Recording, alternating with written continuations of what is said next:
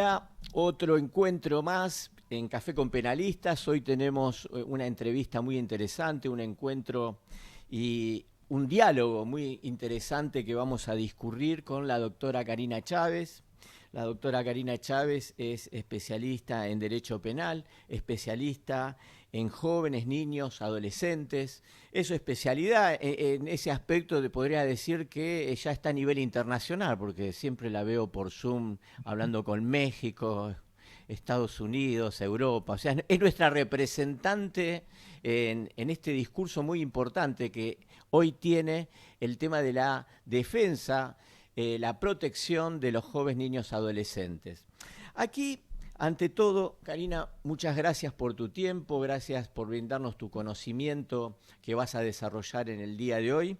Y me interesaría, como para iniciar este hermoso diálogo, que un poco nos des tu visión, cuál es la actualidad con respecto a la situación de los jóvenes, niños, adolescentes en la Argentina y a nivel mundial, porque hoy lo que nos embarga y nos va absorbiendo es el aspecto de las redes digitales y cómo a través de esto ocurren determinadas irregularidades que llegan a ser delitos en algunos aspectos que en muchos casos no están tipificados. Te escuchamos con atención. Bueno, primero que nada, buenas noches a todos los que estén del otro lado y que nos están escuchando.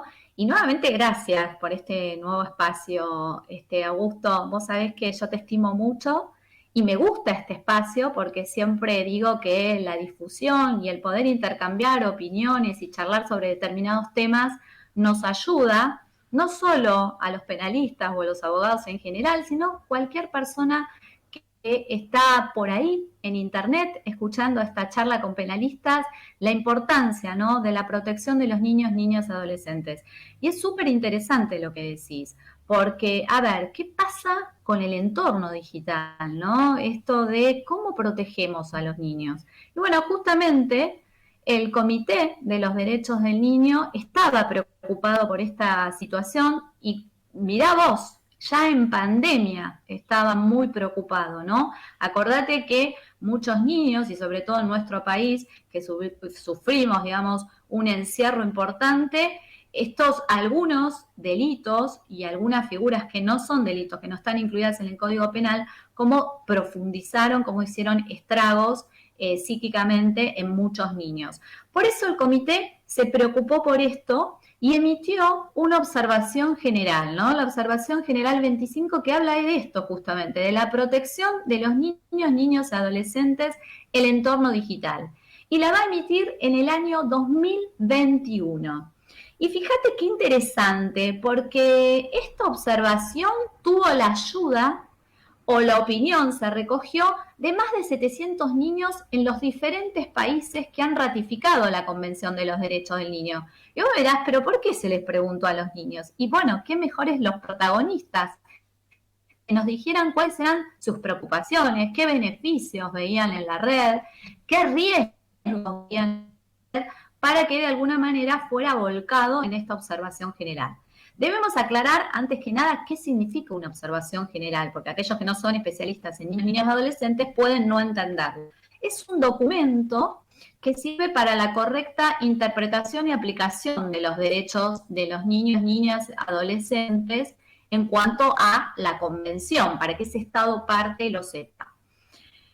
Ahora, vos me dirás, bueno, pero ¿y esta observación a quién va dirigida? Por supuesto va dirigida a los estados partes, aquellos que han ratificado la Convención de los Derechos del Niño, en nuestro caso nuestro país, que tiene la jerarquía constitucional, a organismos gubernamentales, no gubernamentales,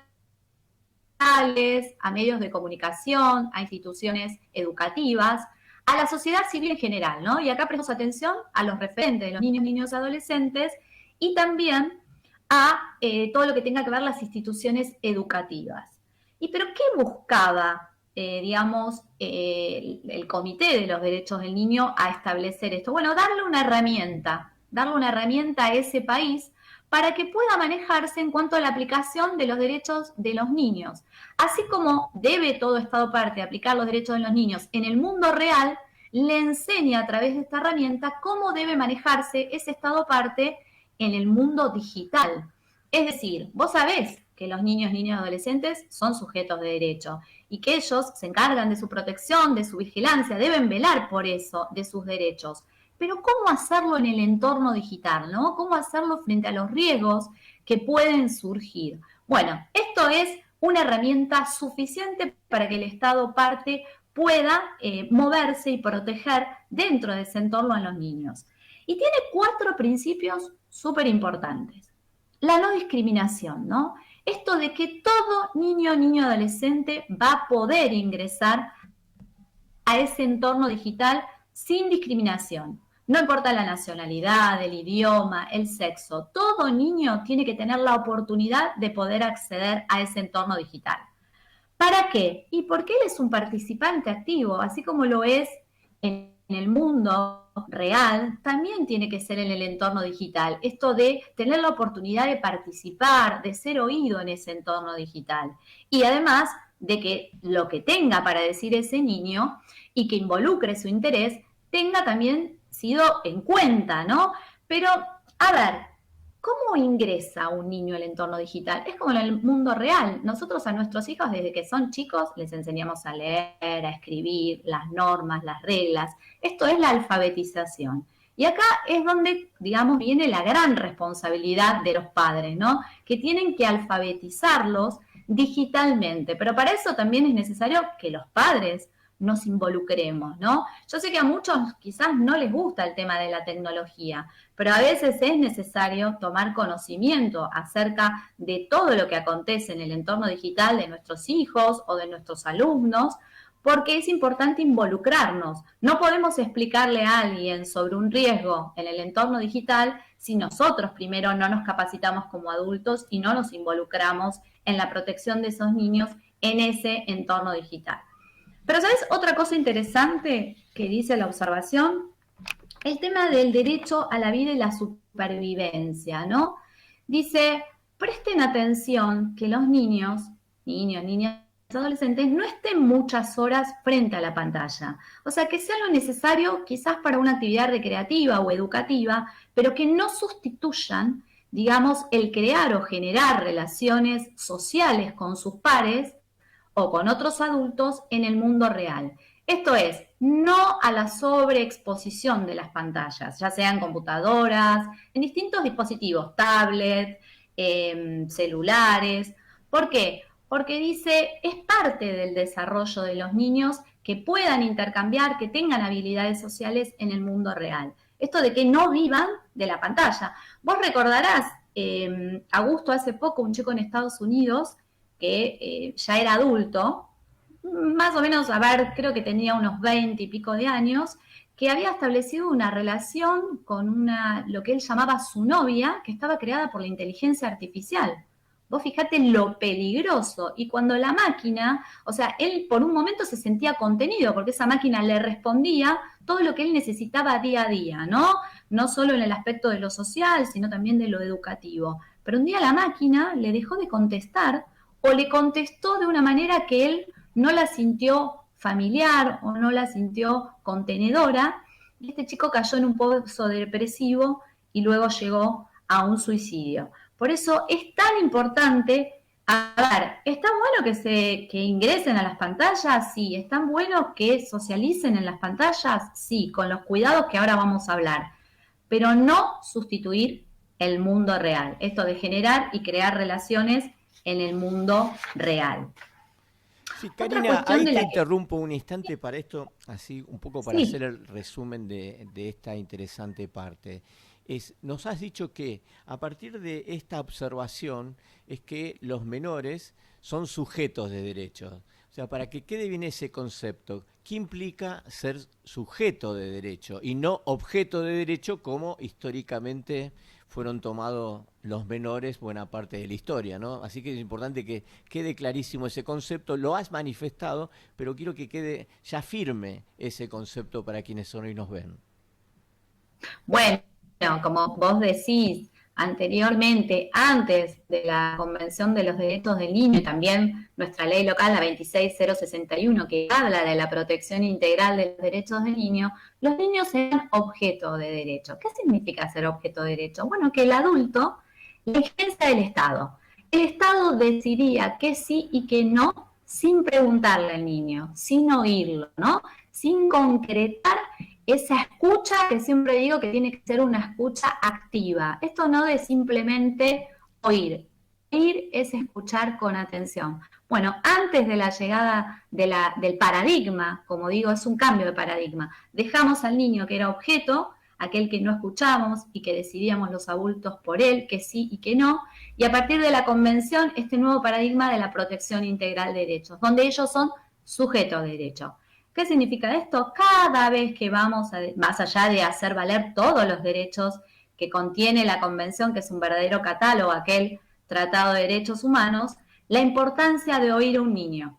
Nadie puede decidir en un ámbito administrativo, judicial, en cualquier proceso sin escucharlo. Eso no significa que, por ejemplo, pensemos en el ámbito penal, un juez vaya a decidir lo que quiere el niño. Esto no significa que se va a hacer todo lo que quiere el niño, pero sí la importancia, ¿qué siente ese niño? ¿Qué necesita ese niño? Escucharlo y después resolver, como siempre decimos, conforme el interés superior del niño.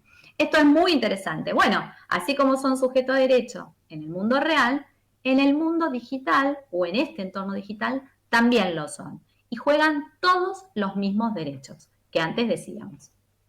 Ahí dentro de este esquema, porque se me viene a la memoria otra figura, uno de los también más grandes avances del derecho procesal penal, en este caso lo pienso, es que en los códigos procesales modernos, la mayoría ¿Sí? tiene, que es uno de los logros, es el abogado del niño, ¿no? Ah, sí. Que es un tema no menor en todo este desarrollo que venimos conversando y después continuamos con la parte digital, pero esto es importante también que quede bien grabado y en esto sé que muy bien lo vas a desarrollar vos.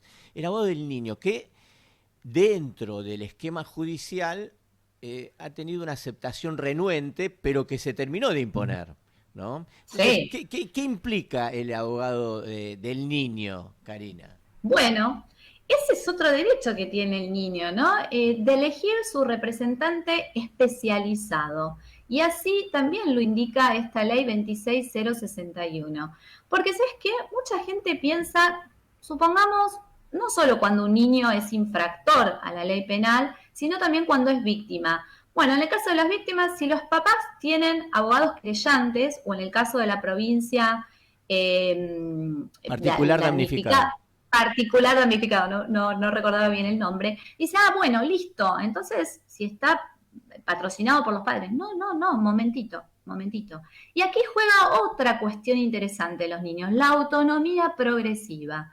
¿Qué significa? Teniendo en cuenta la edad y teniendo en cuenta la maduración, ese niño, porque por supuesto niño víctima de 3 años, no va a poder elegir su abogado del niño y va a estar representado por los abogados querellantes del papá. Pero ¿qué pasa si ese niño tiene 9, 10, hasta los 17 años? ¿Puede elegir un abogado del niño que lo represente? Sí. ¿Y ese abogado qué rol cumple? Es la voz de ese niño en el proceso. Es decir, ese niño va a poder ofrecer prueba, va a poder recurrir las resoluciones, independientemente de que sus padres lo hagan desde el rol de querellantes, ¿no? Esto implica que él también va a tener derecho a recurrir quizás una resolución que le fue adversa. Y otra cosa interesante, porque hay otro error, ¿no? ¿Qué pasa? ¿Puede convivir la defensoría de menores con un abogado del niño dentro del mismo proceso penal? Parecería que no, porque ¿para qué va a estar el abogado del niño si ya está la defensoría de menores? Pues debo decirle que no, que sí, que pueden convivir, que está mal pensar que porque está el abogado del niño no tiene que estar la defensoría, o si está la defensoría no tiene que estar el abogado del niño. De ninguna manera, vamos a trabajar mancomunadamente. ¿Por qué? Porque ambos tenemos un mismo norte. ¿Cuál es? La protección de ese niño. Pero lo hacemos de manera diferente. Mientras el abogado del niño lo hace con un interés personal. Él es la voz del niño. Yo, que represento una defensoría de menores, lo hago con un interés institucional. Es decir, yo lo voy a escuchar al niño. En cualquier resolución, antes de dictaminar, mi obligación es escucharlo. Pero eso no significa que después yo dictamine conforme lo que dice el niño, ¿no? Te doy un ejemplo simple para que nos puedan entender, porque parece mucho tecnicismo y quizás con un ejemplo lo pueden ver más claro.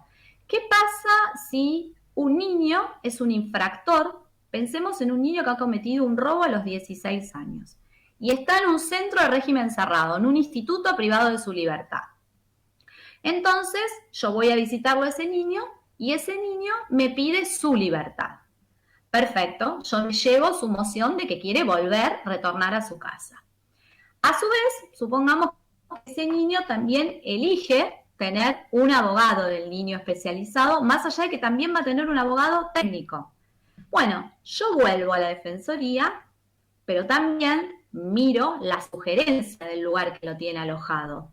Y por ahí ese centro o ese instituto dice que más allá de que él quiera volver a su hogar, todavía no está preparado, porque hay varias cosas que trabajar. Por ahí un tratamiento psicológico, cuestiones de droga, cuestiones vinculares, cuestiones de límites. Entonces dice, hay que continuar trabajando con ese niño. Y también están los que se llaman los delegados inspectores, que son los que le informan al juez, los ojos del juez dentro de ese instituto, más allá de que exista el informe del instituto, que capaz también le dicen, mira, todavía no está preparado para volver, estoy de acuerdo con lo que dice ese instituto. Entonces, ¿yo qué voy a hacer como defensoría de menores? Mientras el abogado va a pedir la libertad, porque es lo que el niño quiere, yo voy a decir, a ver, quien lo tiene habitualmente encerrado, por decirlo de una manera, porque ese niño está detenido, me está diciendo que no es el momento. Y los delegados también me están diciendo que no es el momento. Pero el niño me lo está pidiendo.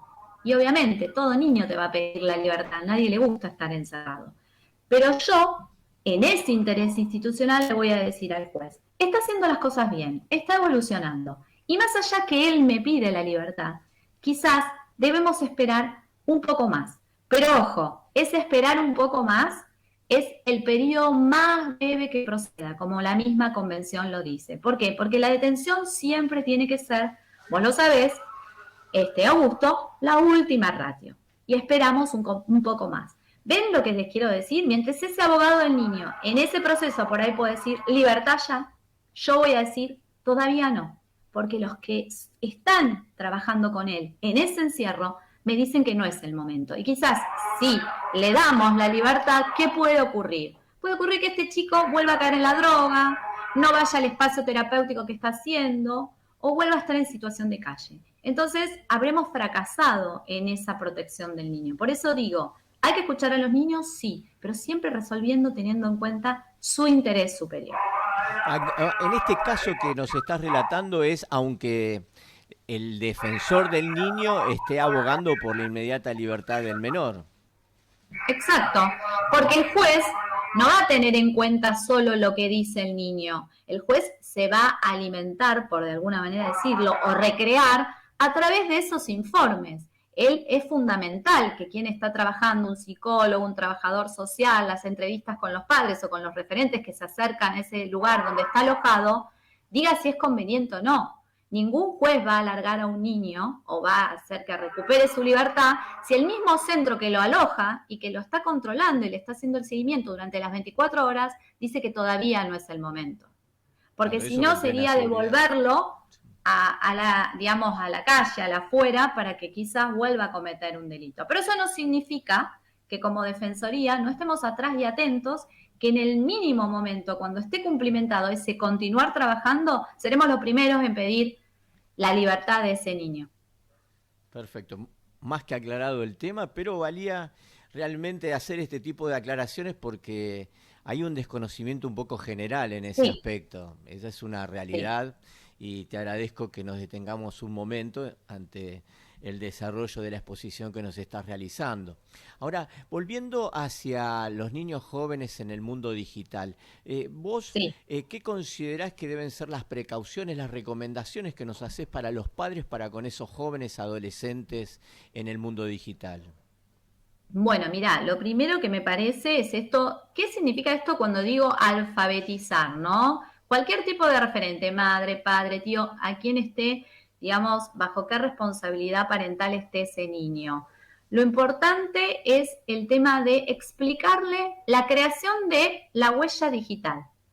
Esto de, ¿qué es la huella digital? Bueno, son los rastros que las actividades de los niños, niñas, adolescentes van dejando en ese entorno digital.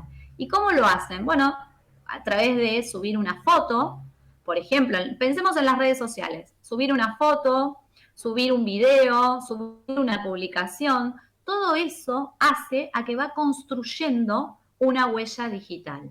Y la puede crear por acción propia, o también por acción impropia, que la haga otro. ¿Viste cuando se sube una foto y te arroban?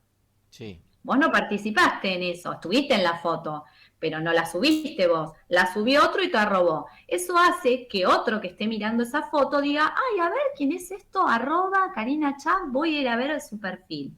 Y ahí es lo interesante de que entra a jugar la prevención. ¿Cómo construimos un perfil? Esto de enseñarles. A ver, chicos, chicas, estén atentos porque hay perfiles públicos y perfiles privados. Sobre todo en las redes sociales que ellos manejan mucho ahora, ¿viste? TikTok, Facebook, Instagram. Esto de decir, guarda, porque la información es privada mientras la tenés vos.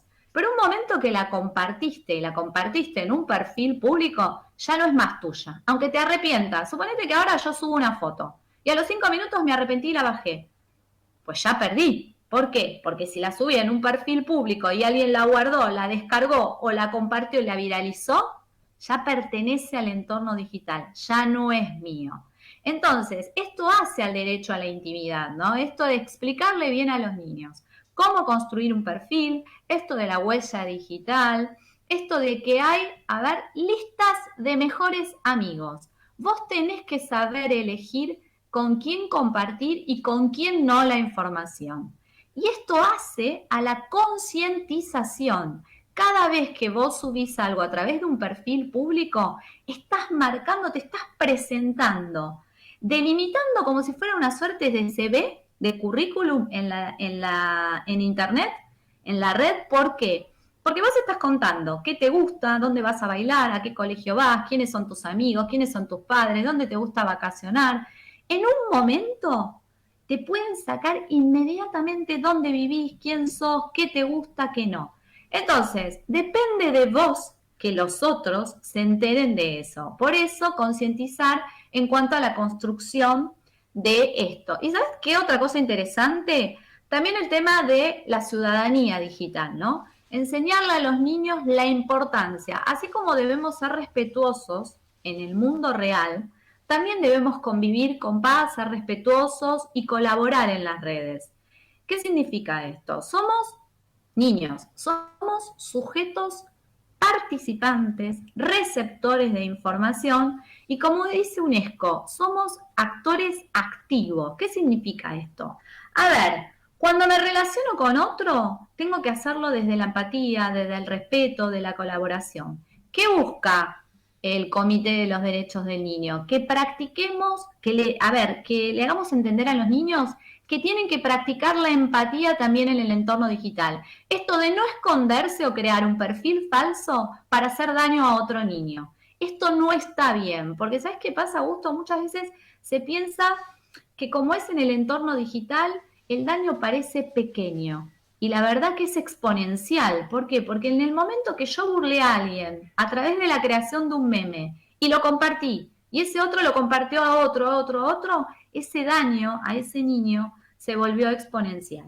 Y esto es justamente lo que le tenemos que explicar a los niños, ¿no? Esto de la empatía, de concientizarlos acerca del daño, que sin ver la reacción, porque no es lo mismo cuando vos, voy a poner un ejemplo, a ver este famoso bullying que le hace un niño, un grupo de niños a otro en el mundo real. Suponete que le pegan una trompada entre varios. Ellos pueden ver el daño que causaron a ese niño, está lastimado, está angustiado, está triste. Pero sin embargo, si varios hacen una ciberagresión, no ven la reacción del otro, solo lo que están preparando es, si se me permite, la maldad que van a hacer dentro de la red digital, sin ver la reacción del otro, porque no lo tienen automáticamente enfrente.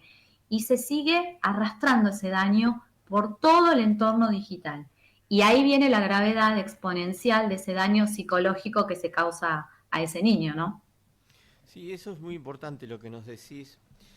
Ahí, más que nada, como desafío para los padres o los mayores con respecto a los niños adolescentes, el tema de la protección. Es como lograr concientizar todas estas temáticas.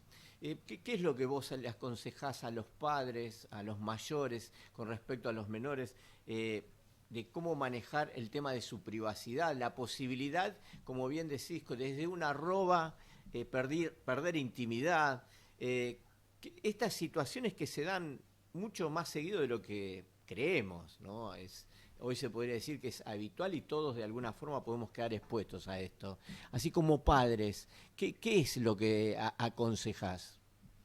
Bueno, vos sabés que la Sociedad Argentina de Pediatría está muy preocupada desde pequeños, ¿no? Dice, la protección no empieza cuando pueden tener un celular o cuando pueden manejar una computadora. Hay que empezar desde pequeños. Viste que los nenes ahora ya ves en los aeropuertos o esperando un médico, ya los ves con el celular de los papás, tienen 4 o 5 años. Dice, a ver, dice la Sociedad Argentina de Pediatría, empecemos desde pequeños. ¿Cómo? Bueno, a ver, una franja de 3 a 5 años, no mucha exposición, no darle mucho al celular o una tablet para que se entretenga. Cuando empiezan a tener entre 5, 6, 7 años y más, hasta los 10, no diría 17, pero 12, dice la Sociedad Argentina, podemos colocar en los dispositivos lo que se llaman los controles parentales. Pero dice, atención papá, atención educadores, porque también se puede colocar en las escuelas estos controles parentales en las computadoras que utilizan. Dice, colocar un control parental no significa desatenderme. No es, le puse el control, chao, me quedo tranquilo, no va a poder ver nada más que lo que yo quiero que vea. Ojo, porque de alguna manera a veces se desengancha eso o se puede filtrar contenidos inapropiados que ahora te voy a explicar qué es esta cuestión. Entonces yo lo que les digo a los papás es, ¿hay que poner filtros como dice la Sociedad Argentina de Pediatría? Sí, de acuerdo a cada edad y cada maduración. Pero eso no implica dejar de acompañar. ¿Y cómo es ese acompañamiento que tienen que hacer los padres y los educadores? Significa que no lo sientan como una invasión, como un control, sino como un acompañamiento de contención, porque esto va a dar la posibilidad que el niño tenga confianza respecto de ese adulto y si ve algún riesgo, no tenga miedo o temor de contárselo, ¿no? Esto de, uy, si se lo cuento a papá, me va a sacar el celular, entonces mejor no se lo cuento. No, no, crear esa confianza, crear ese acompañamiento e incluso involucrarse también. ¿Por qué no un papá, por ejemplo, que está jugando en línea con un niño, pensemos, con un adolescente de 15, 16 años, viste que les encantan los juegos de Play? Así es. Bueno, ahí es interesante que los padres le digan, no pongas tu nombre y apellido cuando estás jugando con otro, por ejemplo. Inventate una arroba, no sé, un sobrenombre, no pongas tu nombre y apellido. Por ejemplo, enseñarle a un adolescente que si está hablando con otro de otro país o del mismo país, pero que no conoce, no tenga encendida la webcam. ¿Entendés? Estos pequeños detalles hacen a la alfabetización y al cuidado y a la protección de esos niños. Porque vos sabés bien que los riesgos dan lugar a lo que llamamos a las violencias que sufren los niños, niñas y adolescentes en el entorno digital y donde la convención ha hecho esta observación para señalizar la protección sobre eso, ¿no? Aquí eh, es importante que destaquemos, que vos lo explicás muy bien, los distintos delitos que se cometen vía redes sociales, ¿no? Que vamos desde el sexting, la violencia digital, el shading, el grooming. Un poco me interesa que nos des un desarrollo de estos delitos que en Argentina, al menos buena parte de ellos no se encuentran tipificados, o sea, Mm. penalmente no terminan de ser delitos, o sea, no pueden recibir una condena para quien los ve, y que realmente es preocupante, lo hemos conversado en alguna oportunidad, por ejemplo, quizás hacia el final volvemos sobre esto, el tema que charlamos sobre la porno venganza que alguna vez ocurrió, que hoy también sigue sucediendo y sigue ocurriendo este tipo de situaciones. Pero hay mínimamente unas definiciones sobre cada una de estas situaciones que internacionalmente se están dando. Hay países que ya tienen tipificaciones sobre esto, hay sanciones penales en otros países sobre esto, y que nosotros en ese aspecto, reconozcámoslo, nos estamos quedando un poco atrás, inmerecidamente, porque esto es una cuestión de donde el legislador debería poner un foco, más allá de pensar cada uno como guste, ¿no? Así que te Claro. escuchamos. Bueno, está buenísimo lo que decís porque justamente el comité dice, ¿no? Frente a estas violencias de niños, niñas, adolescentes, siempre los estados partes tienen que revisar el tema de los sistemas normativos. Allí donde haya vacíos legales, tiene que llegar el tema de la tipificación, esto de crear marcos normativos, de crear leyes, porque no puede haber vacíos legales, porque el vacío legal que va a implicar la vulneración de los derechos del niño y obviamente una franca violación. Bueno, se me ocurre ahora, por ejemplo, el grooming, ¿no? El grooming sí está tipificado en nuestro país y en muchos países, ¿no? Se encuentra incorporado en el Código Penal y establece una pena de 6 meses a 4 años. ¿Pero qué es el grooming? Bueno, justamente es esa relación que va a establecer un groomer, que es un mayor de edad, con un menor de edad, porque en realidad lo que quiere es con el propósito de concretar un delito contra la integridad sexual. Pero ¿cómo se va a dar esa comunicación? Bueno, utilizando la tecnología, ya sea a través de un WhatsApp, de redes sociales, de correos electrónicos. Ojo porque hay mucha discusión sobre este tema, ¿no? Porque algunos dicen, vas a leer por ahí, que el grooming es como la antesala necesaria, como la previa para que ese groomer pueda concretar lo que finalmente quiere, un delito contra la integridad sexual. Para aquellos que no son penalistas, bueno, el delito contra la integridad sexual tiene que haber cualquier tipo de abuso, ¿no? Desde ir a un gravemente ultrajante hasta una violación, que es el acceso carnal, con todas las agravantes que puede haber, ¿no? Y otros dicen, no es solo con el propósito de cometer esto, también puede ser que un groomer capte la atención de un niño mediante el engaño de que es un par. ¿Para qué? Para concretar otro tipo de delito, quizás traerlo, captarlo en el mundo real, en el mundo virtual, para traerlo al mundo real y concretar otro, por ejemplo, un secuestro, robos. Y otros dicen, no, quizás solo el groomer lo que quiere es que le dé todo tipo de información digital, fotos, videos, porque después él los vende en el mercado de la pedofilia, ¿no? ¿Y cómo es esa relación que se da con el groomer y el menor? Hay como 2 etapas. El groomer, en la primera etapa, ¿qué trata? De establecer confianza, ¿no? De crear esa amistad con ese niño, haciéndole creer que es un par, que del otro lado hay un niño o una niña de la misma edad, empieza a establecer esta confianza, empieza a charlar de las cosas que se charla en la edad con el menor con el que está dialogando, porque en definitiva lo que quiere es que le dé toda la información, claves, WhatsApp, a ver en qué WhatsApp estás, me pasás la clave, cuáles son tus redes sociales, ay, cuáles son la lista de tus mejores amigos. Y después empieza el tema del intercambio de fotos, de videos. ¿Me mandás una foto? ¿Me mandás un video? Por supuesto con contenidos íntimos, ¿no? Y llega la segunda etapa. La segunda etapa es la etapa terrible, porque ahí la víctima se da cuenta porque empieza con la extorsión, con la manipulación, ¿no? Con las amenazas. Porque en un momento un niño siempre se da cuenta después, ay, pero no te quiero dar más material, pará, ¿por qué me pedís esto? Ah, si no me lo das, y ahí viene la extorsión. ¿Sabés qué? Esto que vos creías que era entre vos y yo, lo voy a viralizar a tu grupo de WhatsApp del colegio. Voy a mandar un correo electrónico a tu colegio. No te olvides que tengo las claves. Voy a ponerlo en redes sociales. Y entonces ahí es donde se invierte la responsabilidad de ese niño. Y ese niño empieza a sentir que vergüenza, miedo, y ahí es donde puede caer, por eso también es interesante que los papás estén alertos de esto, ¿no? Porque cuando un niño cambia su comportamiento abruptamente, tristeza, angustia, raro, se aleja de las redes o de las computadoras o de ese entorno digital cuando antes estaba automáticamente todo el día. ¿Qué pasa con mi hijo que está triste, tiene bajo rendimiento escolar? no duerme, no come bien. Esto de preocuparnos, involucrarnos, algo le está pasando y es esto lo que le puede estar pasando. Augusto puede haber sido captado por un adulto y no sabe cómo escapar de las garras de esa manipulación.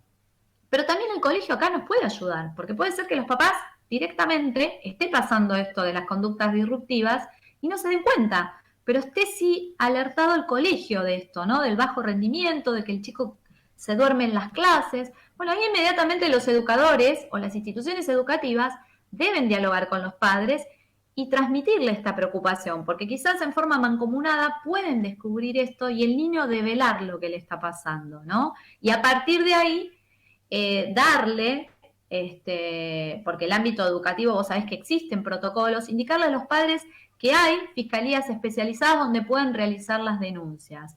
Y lo importante que siempre digo, cuando un niño devela un grooming, siempre escucharlo, creerlo, no revictimizarlo y no como adultos entrar a denunciar al groomer en el entorno. Porque si nosotros denunciamos por bronca, que yo entiendo que los padres están preocupados, se enojan e inmediatamente salen a denunciar el perfil.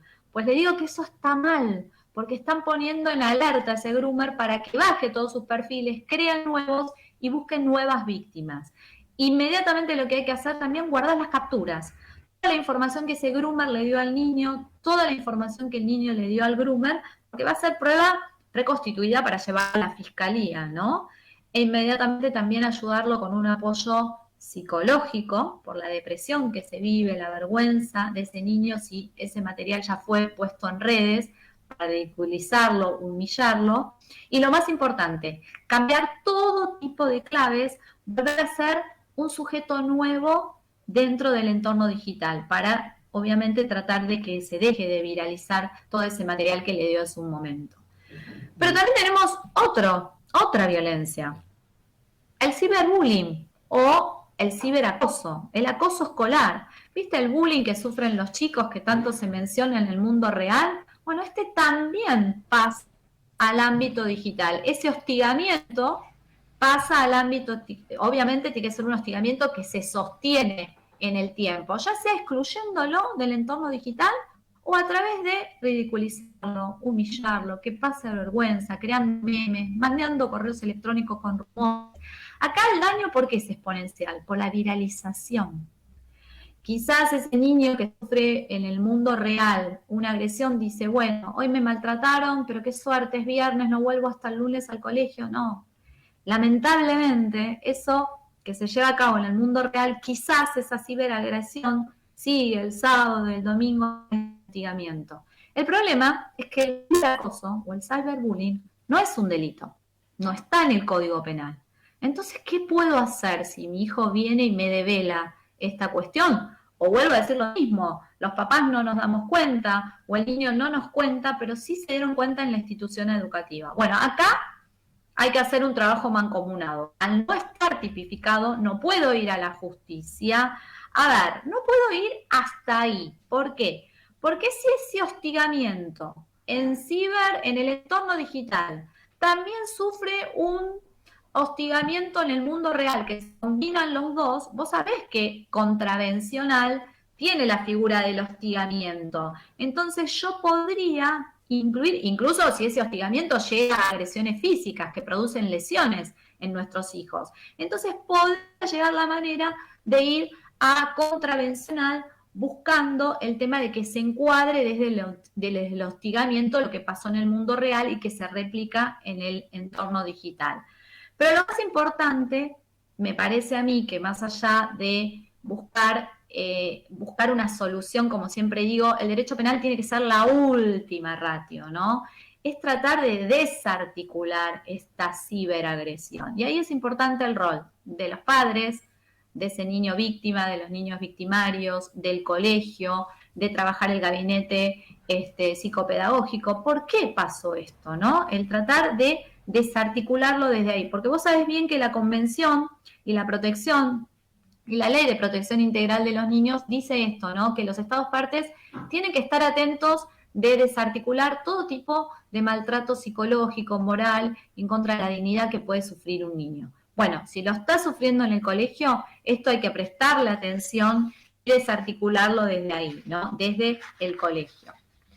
El sexting, otra figura que vos también la mencionaste. ¿Qué pasa ahí? ¿Qué es el sexting? Bueno, el sexting se da mucho más en los adolescentes y vos sabés que en los adultos también. El sexting es esto de, compartir material íntimo, ¿no?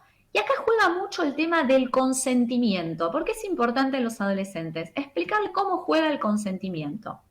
¿Qué pasa si vos y yo, Augusto, vamos a imaginar por un rato que somos adolescentes y convenimos hacer un video juntos? Ahora estamos con la webcam prendido los dos y yo te digo, bueno, ¿por qué no hacemos un contenido íntimo? Vos estás de acuerdo, yo te digo que sí, pero estamos de acuerdo vos y yo para hacer este video o para sacarnos un par de fotos, para compartirnos entre nosotros este material por cualquier método, WhatsApp, correo electrónico.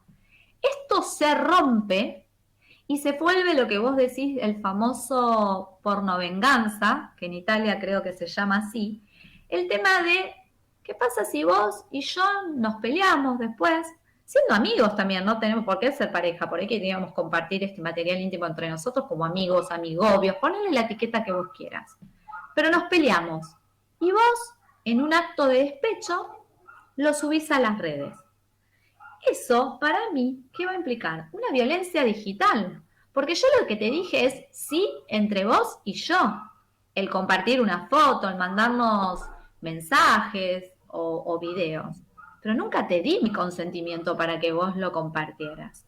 Entonces, esto es lo peligroso y que tenemos que prevenir a los adolescentes. Explicarle el tema del consentimiento, cómo juega. Y acá vuelve otra vez el tema de la alfabetización.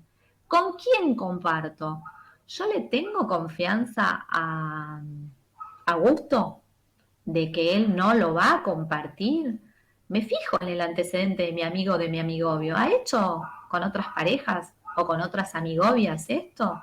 Tengo que prestar mucha atención. Entonces vuelve a jugar el tema de la concientización. ¿Qué comparto? ¿Con quién comparto? ¿Y cómo juega el consentimiento? Y acá también es muy interesante, otra vez entra la escuela secundaria y la primaria también, con el ESI, la educación sexual integral, que no solo se explica en el mundo real esto de necesario explicarles a todos cuáles son nuestras partes íntimas, cómo las vamos a proteger. Pero esto también tiene que ver en el mundo, en el entorno digital, empezar a explicar que si hacemos videos de contenido íntimo, tener en cuenta esto, concientizar con quién comparto esto y cómo lo comparto. Entonces, esto es el tema de la prevención. A ver, ¿cómo podría ser frente a un caso? Vos me lo haces a mí con este juego que hacíamos antes o este ejemplo que poníamos. Y obviamente yo te voy a denunciar ¿por qué? Por violencia digital. Porque vos has roto mi intimidad, mi dignidad, me has puesto en público lo que yo había compartido con vos y que era privado entre vos y yo. Has roto ese consentimiento. Mi consentimiento no fue para que lo compartieras. Mi consentimiento era entre vos y yo.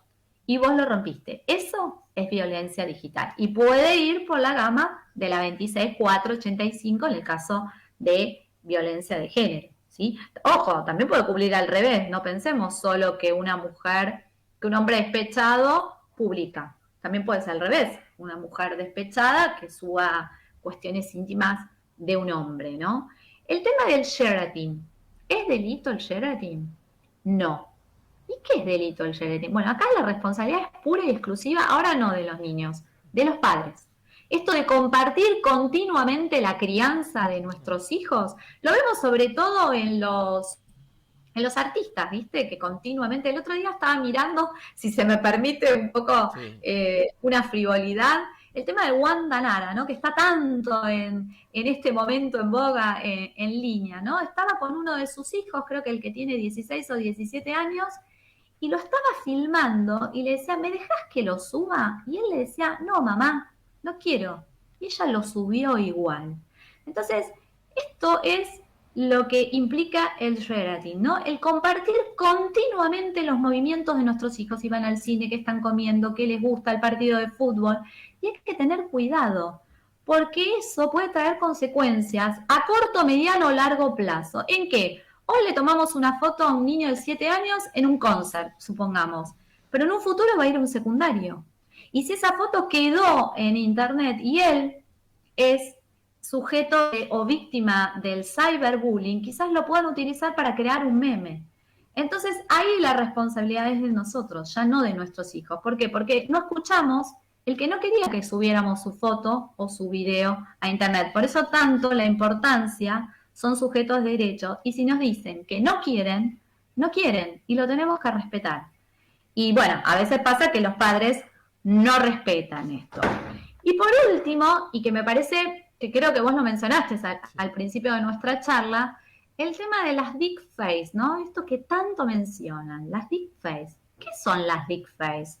Bueno, las deepfakes son esas imágenes, esos videos o esos audios que son manipulados mediante la famosa inteligencia artificial, ¿no? Esto de que yo hoy pueda hacerle decir a alguien que no dijo algo que no dijo y puedo hacerle hacer algo que no hizo. Seguramente deben haber visto cuando recién empezaba a salir la inteligencia artificial. ¿Se acuerdan cuando Messi hablaba como en japonés? Lo hacían decir cosas, frases en japonés. Bueno, esto es la manipulación de la inteligencia artificial, de audios, fotos y videos. Y ustedes me pueden decir, bueno, pero podemos hacer un chiste. Pasó al principio con las celebridades. Bueno, no es un chiste.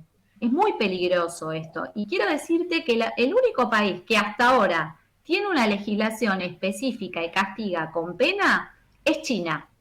El resto estamos en veremos. La Comunidad Europea está muy preocupada por esto.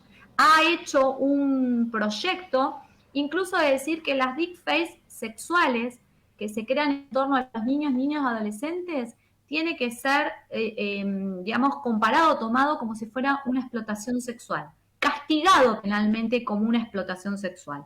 Busca esto la Comunidad Europea.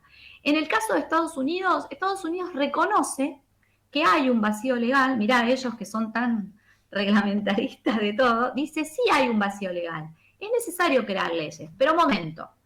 Porque si alguien crea inteligencia artificial de niños teniendo sexo, pero no son niños reales, son niños creados por la inteligencia artificial, es decir, no hay víctimas reales, esto no es delito, dice Estados Unidos. Fíjate qué diferencia el Reino Unido.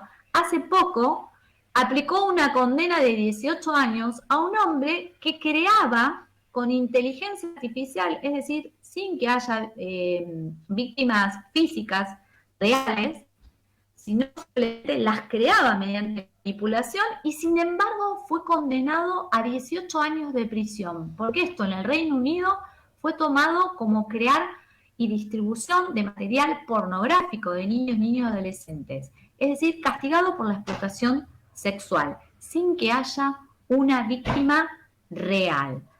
Otra preocupación que, por ejemplo, tiene España y que comentábamos antes, que se empezaron a dar cuenta que aquellos niños que les cuesta establecer relaciones o crear relaciones con otros niños, las crean con un niño de su edad, pero que es artificial. Y España se preocupa porque dice, guarda, eso es crear dependencia emocional con una máquina.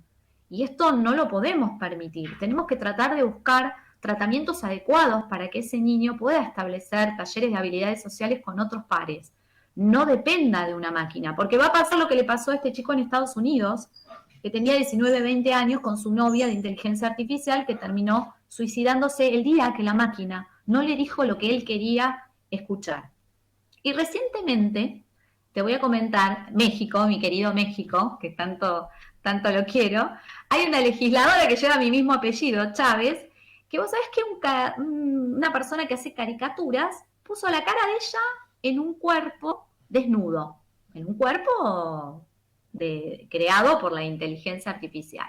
Entonces ella inmediatamente hizo una denuncia, porque obviamente vos sabés que en México está el tema de la ley Olimpia, que también está agregada aquí, y dice, pero no lo hago solo por el tema de haber violado mi dignidad, mi privacidad, y él dice que yo estoy censurando su libertad de expresión. Primero, no censuro su libertad de expresión. Él lo que me está haciendo es violencia digital. Pero atención, tenemos que prestar atención nosotros los legisladores. Hay un vacío legal, está apareciendo la deepfake, que no está regulada en México, y esto es grave, porque yo soy una mujer adulta, pero ¿qué pasa con los niños y adolescentes? Prestemos atención a esto. Hace poco en Argentina también hubo un caso de un fiscal, ¿no? Que tomó asuntos respecto de ese alumno que había tomado fotos de sus compañeras y las había incluido en una suerte de mercado sexual, todas ellas próximas a adquirir la mayoría legal de edad, las ponía, digamos, ponía sus caras en cuerpos y de alguna manera las ponía en un mercado sexual, y a las chicas empezaron a llegar distintas preguntas de hombres mayores, les empezó a llamar la atención, le comentaron a sus padres, algunos padres hicieron las denuncias, otros no, pero el fiscal, mira qué bien, no dijo, no, esto no está contenido en el Código Penal, buscó el atajo de alguna manera y por ahora le dio una imputación provisoria de lesiones. Y vos decís, ¿pero lesiones por qué? Bueno, porque estas chicas pudieron probar mediante informes psiquiátricos el gran daño psicológico que les implicó a ellas estar en una red en la que obviamente no querían estar, sexual, y donde estaban sus caras y le estaban llegando un montón de preguntas de hombres mayores referentes a un mercado sexual. Entonces me pareció bien que este fiscal lo haya de alguna manera imputado o encuadrado en algún tipo penal, como para también dar una alerta. A ver, hay un vacío legal, tenemos que tomar nota de esto y ponernos inmediatamente legislativamente a buscar una solución. Sí, ahí lo importante y relevante es que el sistema judicial dé una respuesta, y lo de este fiscal en concreto es meritorio porque se busca una respuesta dentro de un esquema difícil, y el vacío legal cada vez es más evidente, ¿no? Queda más expuesto, y como venimos hablando, esto de la inteligencia artificial hace un año, porque es en tiempos procesales penales es como antes de ayer, ¿no? Hace un año era impensado, hoy es palpable, indudablemente es algo que no hay que permitir que se fomente y que crezca. Karina, bien, estamos en estos momentos ya redondeando nuestro encuentro, pasó rápidamente, e interesa realmente que nos dejes tu semblante, tu definición con respecto a los niños adolescentes y lo que puede ser la violencia digital, y también cuál es tu parecer y cuál es tu visión en la manera en que nosotros podemos contribuir a minorar y buscar resolver este tipo de situaciones. Bueno, despidiéndome, muchas gracias por el espacio de nuevo, Augusto. Siempre es un placer estar en Café con Penalistas, y simplemente lo que dijimos desde el comienzo, ¿no? Esto de alfabetizarlos, explicarles los riesgos que existen en las redes, la importancia de no infundirles temor, ¿no? Esto de no vas a tener un celular hasta por los peligros. No, a ver, si le explicamos los riesgos, los beneficios, de acuerdo a la maduración y a la edad que tenga, ellos van a saber abordar esto, o lo que es más importante, ¿no? Venir a explicarnos el riesgo o el temor que sienten, en la confianza que desplegamos en ese acompañamiento en el entorno digital. Gracias a todos por estar del otro lado, gracias por esta nueva oportunidad de difundir la protección de los niños en el entorno digital, y como siempre digo, vamos a concientizar y construir niños fuertes para que el día de mañana no tengamos que reparar adultos rotos. Un beso grande para todos y gracias por estar del otro lado. No, muchas gracias a vos, Karina, y como siempre hacemos nuestro programa cuando lo finalizamos, te saludamos con Café de Penalistas desde la distancia, y muchas gracias por tu tiempo, tus enseñanzas, tus conceptos, y gracias por tu aporte para la reflexión.